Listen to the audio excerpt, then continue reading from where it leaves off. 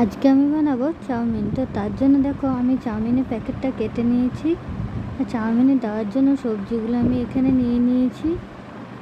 আর চাউমিনটা আমি জলে সেদ্ধ করতে দেবো।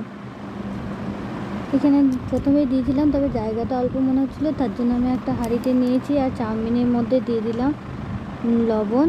এখানে সবজিগুলো আমি কেটে নিয়েছিলাম। তারপর দেখো একে একে সবজিগুলো ভেজে নিয়েছি। প্রথমে গাজর আর বিনসটা ভেজে নেব। দিয়ে দেবো সামান্য পরিমাণ লবণ, হলুদ দিয়ে আমি ভেজে নেব।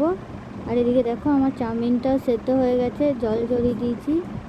আবার কড়াইয়ে তেল দিয়ে আমি ক্যাপসিকামগুলো একটু ভেজে নেব। ক্যাপসিকাম খুব ভাজার দরকার নেই, হালকা করে ভেজে নেব। ক্যাপসিকামটা আমার দেখো ভাজা হয়ে গেছে। এভাবেই হলুদ দিয়ে একটুকু, আর দিয়ে দিলাম ভেঙে রাখা ডিমটাও আমি একটু লবণ আর হলুদ দিয়ে ঝুড়ো ঝুড়ো করে ভেজে নেব। ডিমটা আমার ভাজা হয়ে গেলেই তুলে রেখে দেবো। তারপর দিয়ে দেবো কড়াইয়ে তেল। এটা আমি সাদা তেল ব্যবহার করেছি, সানফ্লাওয়ার। আর দিয়ে দিলাম কেটে রাখা পেঁয়াজগুলো। পেঁয়াজের মধ্যে সামান্য হলুদ দিয়ে দিলাম। এরপর আমি চাউমিনগুলো দিয়ে দিলাম।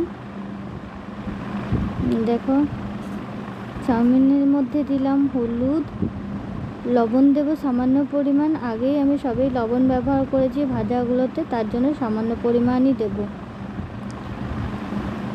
দেখো এরপর আমি ভেজে রাখা সবজিগুলো দিয়ে দেব। সবজিগুলো সব আমি এক এক করে দিয়ে দিচ্ছি। সবজিগুলো দিয়ে দেওয়ার পর আমি চাউমিনটা কিছুক্ষণের জন্য হালকাভাবে নাড়াবো। তারপর দিয়ে দিলাম সয়া সস। আর আমি এখানে কিছু বাদাম ভেজে রেখেছিলাম, বাদামগুলোও দিয়ে দিলাম। এখানে দিলাম ম্যাগি মশলা, টমেটো সস। সব কিছু দিয়ে ভালোভাবে কিছুক্ষণ নাড়াচাড়া করে নামিয়ে দেব চাউমিন।